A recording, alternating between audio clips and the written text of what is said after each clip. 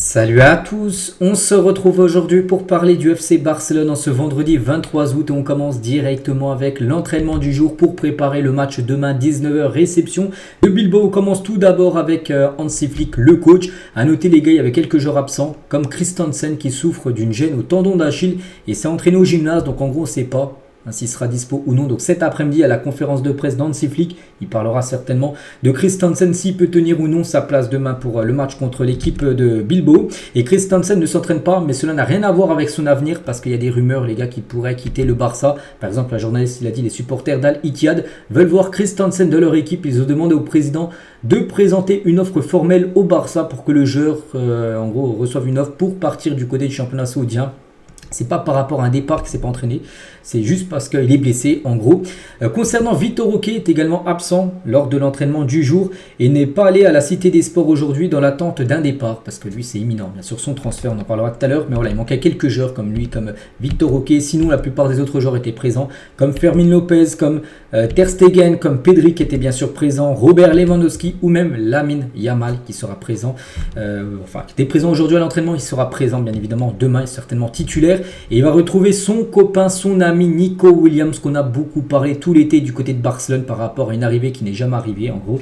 Parce que le joueur, maintenant c'est quasiment sûr on peut dire, va rester du côté de Bilbao. Et concernant ce joueur Nico Williams, ça sera Jules Koundé qui se chargera de marquer Nico Williams ce week-end.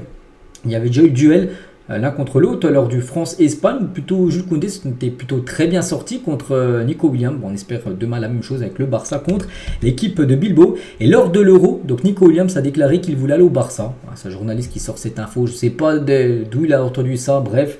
Voilà, bon après, il a peut-être dit ça, mais en gros, il n'est jamais venu. Parce qu'on sait que pour l'instant, il est toujours joueur de l'équipe de Bilbao et demain, il sera titulaire contre le FC Barcelone. Et concernant ce match, l'arbitre de la rencontre, quelqu'un de très important, ça sera Gil Manzano, quelqu'un que tout le monde connaît, ceux qui suivent un peu le football espagnol.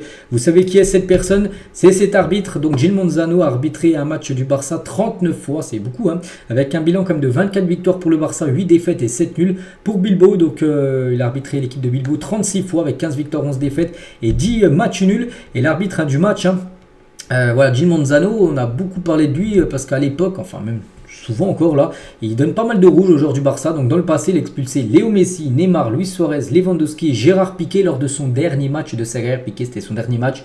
Il avait pris un rouge de Gil Manzano concernant l'arbitre du match. Et concernant toujours cette rencontre demain, on fera le gros avant-match également demain bien sûr avec la conférence de presse de Hansi Flick. Le Barça n'a pas perdu un match à domicile contre l'Athletic Club, donc Bilbao, depuis plus de 10 ans. C'est que c'est une équipe que le Barça galère quand ils vont là-bas à San Mamés, c'est toujours compliqué d'aller jouer dans ce stade. Mais à domicile, le Barça s'en sort souvent très bien contre Bilbao. On espère demain que cette série de 10 ans sans défaite continue 11 années d'affilée contre cette équipe basque sans défaite. Bref, on continue maintenant avec toute autre chose. On va parler des deux journaux aujourd'hui. Qu'est-ce que ça... ça parle de quoi aujourd'hui? Tout d'abord, Mundo Deportivo, ça parle de Cancelo. Parier pour Cancelo. En gros, le Barça pense qu'il y a encore... oui, c'est encore jouable. Bien sûr, le mercato, il reste encore 9 jours que le Barça peut faire encore revenir Cancelo. Donc, Flick a donné le feu vert à Barcelone pour essayer de signer Cancelo cet été.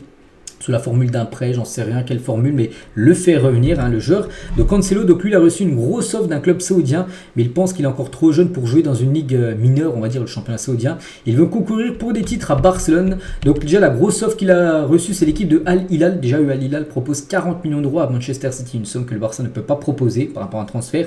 Et pour le joueur, j'ai vu, ce serait 70 millions d'euros sur 3 saisons, son salaire. Ce serait énorme, bien sûr, le Barça. Hors de portée, payer un salaire comme ça. Après, le joueur, peut-être le seul point positif pour le Barça, c'est que le joueur ne veut pas aller encore dans un championnat mineur. Le championnat saoudien, c'est pas considéré comme un énorme championnat, on peut dire. Et il veut encore jouer au top niveau. Donc c'est pour ça que ça peut peut-être être une chance.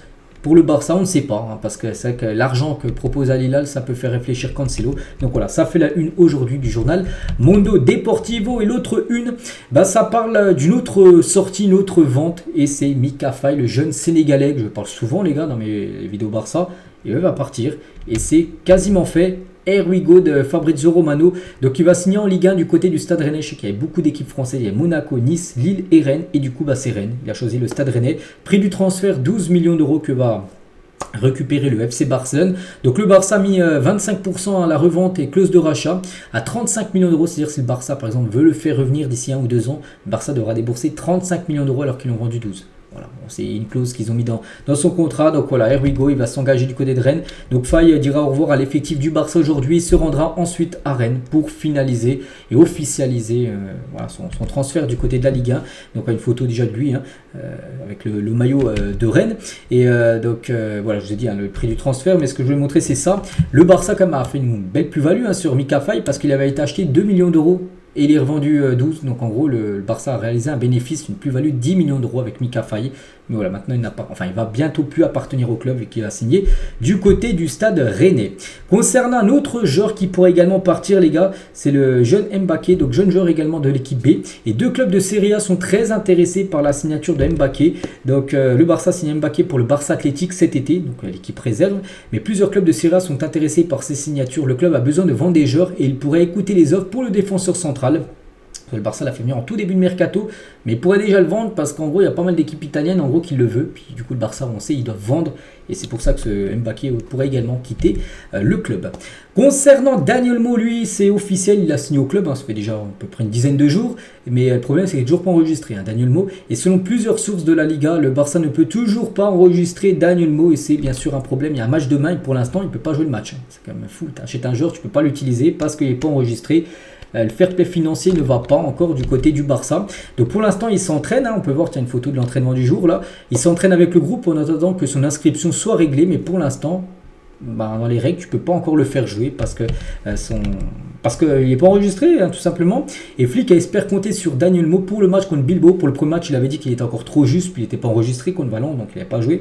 Mais là, pour ce deuxième match, Flick vraiment le veut, mais pour l'instant, c'est non. On espère que dans la journée, soit peut-être demain, ça peut être fait. Demain même, ça peut être fait 1 heure avant le coup d'envoi, qui sont enregistrés.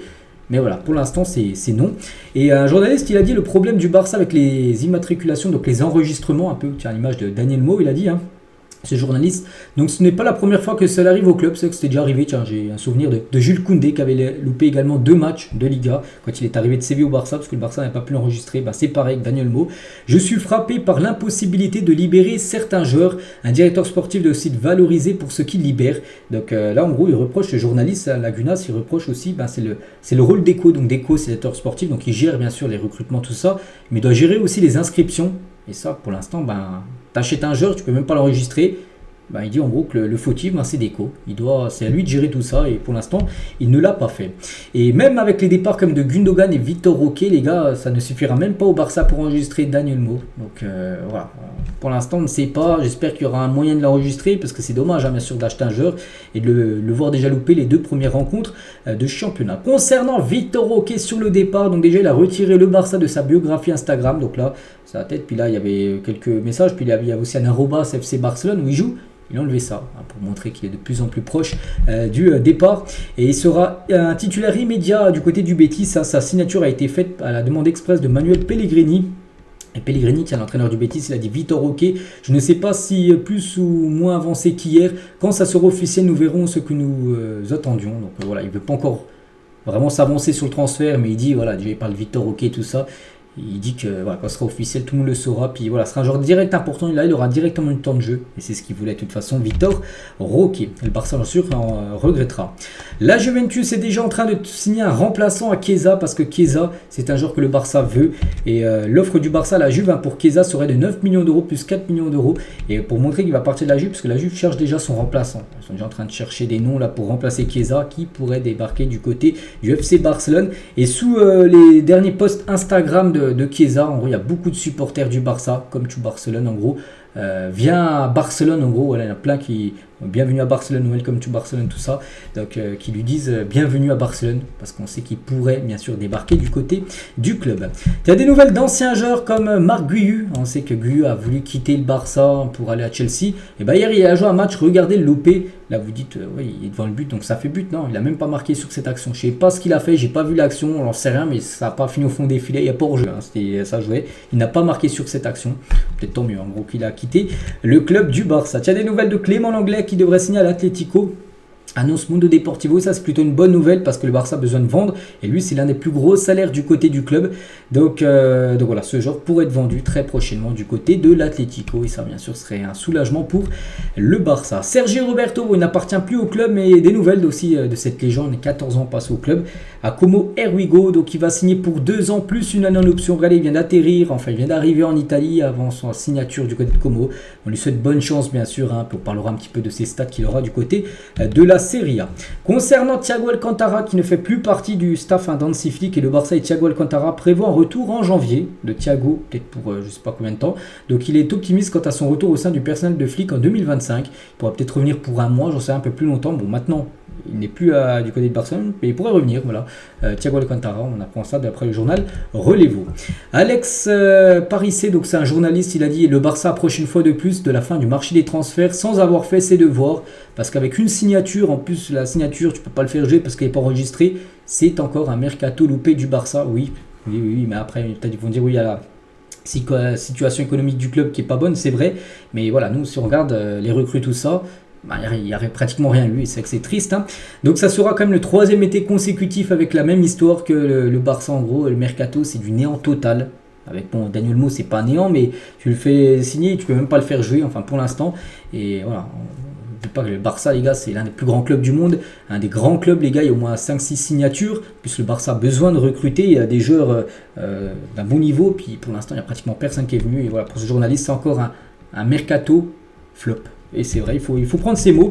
Et voilà, on finit avec, parce que comme ce qui gère tout ça, c'est quand même Laporta. Donc bon, pour l'instant, il préfère un peu jouer au foot. Il y a une petite photo de Laporta jouant au football, au lieu de s'occuper plutôt du mercato. Du FC Barcelone, tiens, on finit avec ça, bien évidemment, il taffe. Voilà, Laporta, c'est juste une petite photo là, pour montrer bien sûr qu'il touche toujours un peu le ballon. Donc voilà les gars, ce qu'on va dire. J'espère que ça vous a plu. On se retrouve demain. Demain, la vidéo sortira plus tôt, parce que demain, bien sûr, le match est à 19h. Je vais sortir ça peut-être vers 11h, 11h30. Pour que vous ayez toutes les infos d'avant-match avant de recevoir Bilbao. Bonne journée à vous et à demain.